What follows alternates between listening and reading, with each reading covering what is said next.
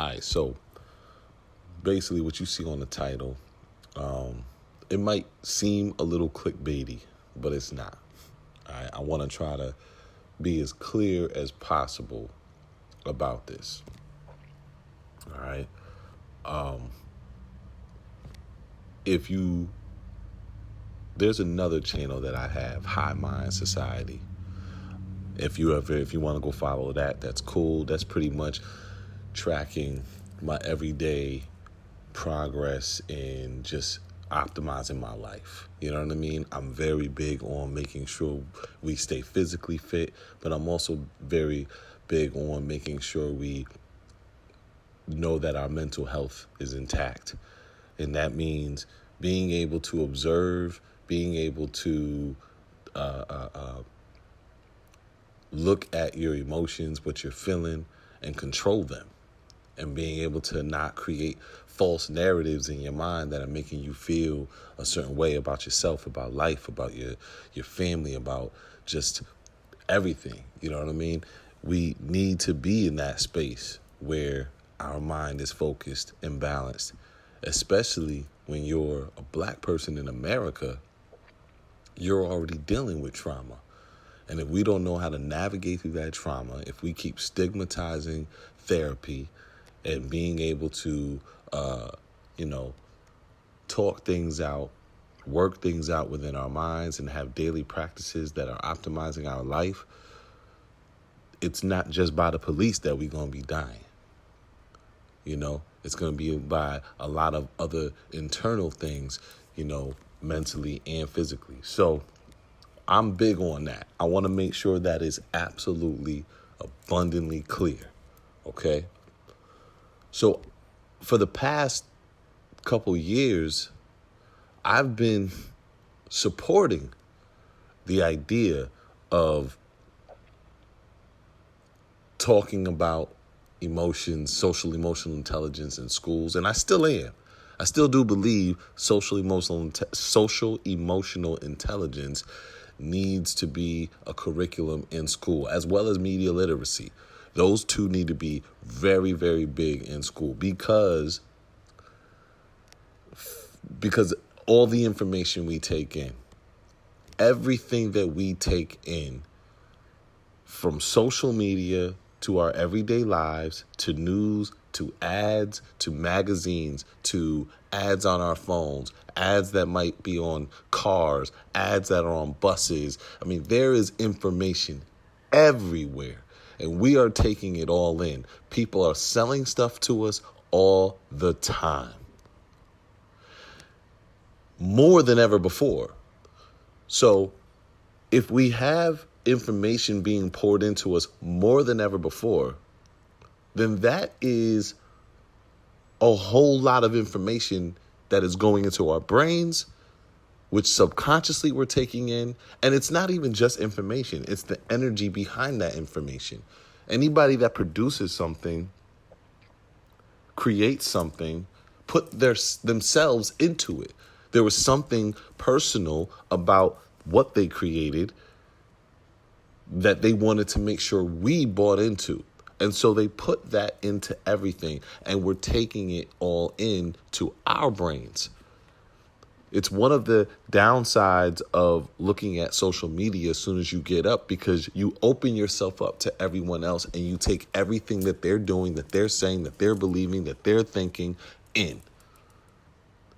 And you already don't give your brain a time to really die down for a moment.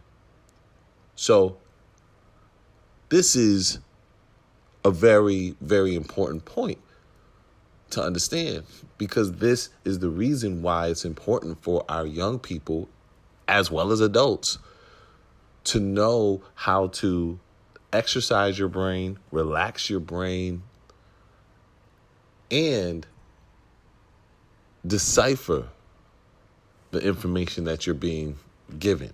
And this is where the media literacy comes in. So social emotional intelligence, media literacy, very important. Very important. And I do support that to be taught in schools and to be taught, in communities, especially black and brown, However, recently, I'm sure some of you saw the video by the Democratic Socialist Convention where you had pretty much a meeting that couldn't even go on because you had to lay out all these ground rules first before we could even engage. If we want to defeat capitalism, we are going to need a party that will organize working people to fight for the demands that we want and to win socialism. Thank you so much. Great. Quick point of privilege. Quick point of personal privilege. Yes. Guys, first of all, James Jackson, Sacramento, he, him. I just want to say, can we please keep the chatter to a minimum? I'm one of the people who's very, very prone to sensory overload. There's a lot of whispering and chatter going on. It's making it very difficult for me to focus. Please, can we just, I know we're all fresh and ready to go, but can we please just keep the chatter to a minimum? It's affecting my ability to focus. Thank you. Thank you, comrade. Okay, is there a speaker against name, chapter, pronouns? Point of personal privilege. Yes. Please do not use gendered language to address everyone. Okay. This is where my concern came in. Because what I think is happening now is that we are pushing being and before I even say that, let me say, I think there's two sides of this debate. I think on one side you have people that are saying, look, this is important because we want to tell people about unconscious bias and microaggressions because we want people to be more aware. And this is the information we're bringing. We're bringing information that's making everybody very aware. It's not that we're too sensitive. It's that everybody's just more aware of what bothers people and what hurts people and what makes people feel unsafe, where the social injustice is, all these social justice warriors.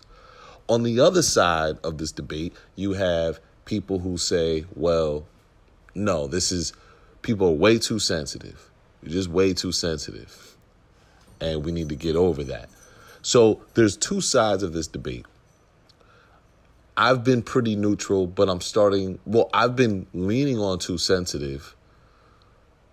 And that's just from my personal opinion. But now if I'm going to look at it from a spiritual and psychological, even socially and emotionally perspective, then even more so, I'm on, not only are we getting too sensitive, it's dangerously too sensitive. It's becoming dangerous to our development as human beings, the consciousness, the way we are that our children are starting to grow up. I believe it's going to have a very, very negative effect on us. Here's why. Because if we are constantly focused on monitoring ourselves for the sake of others' safety on all levels, and I don't mean safety as far as physical act or, a verbal assault that's really going to make somebody feel like crap for the day. I'm not talking about that. I'm talking about safe as far as the slightest, even, let me not even use the word safe. I'll use the word uncomfortable. It's one thing to say, I'm going to be mindful of my language so I don't make somebody feel unsafe. It's another thing to say, I'm going to be mindful of my language so I don't make somebody feel uncomfortable. The slightest things can make people feel uncomfortable. The slightest. And if we are now going through our schools, through our jobs, through our community organizations, taking workshops after workshops led by, far left, social justice warriors that are, very popular, or maybe they're just doing things on a local level. But this language and this way of thinking is becoming what we see in a lot of media. Terms begin to start to surface that everybody's using. Toxic masculinity, that term isn't that old at all. But now it's a regular term. Trigger, safe space, All these terms and ways of thinking are surfacing in mainstream media and then also trickling down over into local organizations. It's becoming part of the way of our society to have these terms on the college campuses everywhere. So if we are so focused on monitoring ourselves based off of things that we learned, we're programmed to understand, and then going to now practice that and follow that and comply to that for the sake of everybody we interact with in life, online, in our job, then we are further from our natural ability, from our natural character, from our natural impulses. We are further from that than ever. And we really are monitored and trained robots. It will not be something that's genuine or authentic. It will be something that would be done under fear, because I don't want to be fired, or I don't want to be canceled, or it'll be done because we were programmed to say, oh, yes, I can't say this because this will make the person, so I can't clap because this person feels uncomfortable by that sound. So we will just put our hands up, or I'll just wave. But I might want to clap. And for years, clapping was okay. Now all of a sudden it triggers your anxiety. I don't believe there was anybody that we just didn't know had anxiety triggered because of clapping 50 years ago, 100 years ago. I wish somebody would come through while we're sitting here trying to fight this war, and somebody's like, can we please stop clapping? I'm sorry, Martin, that was a great speech, but can everybody stop clapping because it's triggering my anxiety? I wish somebody would say some shit like that. It's not, but we're developing this sensitivity so much so that we start to identify everything that makes us feel uncomfortable as a trigger, creating unsafe space for us, where our spirits, our minds don't even know how to grapple with challenge. We don't know how to grapple with conflict. This is where we're headed. We're not going to know how to grapple with, being honest and being true to yourself. Because you can't. Because it might trigger something. So you have to monitor your language. You might have an opinion that there's no other way around your language. There's no other way around it. You have to say, hey, I feel we should desegregate. That is a very bold statement. And if you say that in certain spaces, they, number one, might feel unsafe, especially if they're a white person in a room full of black folk. Number two, if you're a public figure, you might be canceled. There's a lot of repercussions saying that. So now you have to check that, monitor it, correct it, if you want to call it correct it, because it's not something to correct. It's your opinion. It is your truth. It is what you perceive in your experience in society. There's nothing that we've ever done. We've never gotten anywhere in society without having opposing views and working through those. But what's happening now is the awareness has now become, it's not awareness anymore. It's control. And you never really thought, back when I was younger, reading like Bill Cooper, Behold the Pale Horse, and all these other books, you never really thought about how they would carry out controlling the minds. You never really thought about that. I guess, yes, you did think about that. Let me not say that. You did think about that. But mainly what you focus on was like martial law, media, things that are going on in media. I mean, that's usually what you associated those things to. when you thought about how controlling the minds would happen.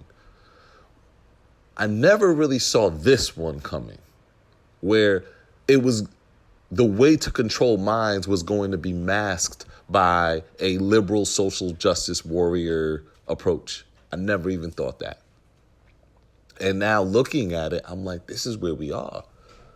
This is exactly where we are. We are at a space now, we're at a time where more and more the thought police, 1984, George Orwell, is becoming a huge, it's manifesting right now. What are we doing for the other conversation when that we have for people when there is conflict or offense?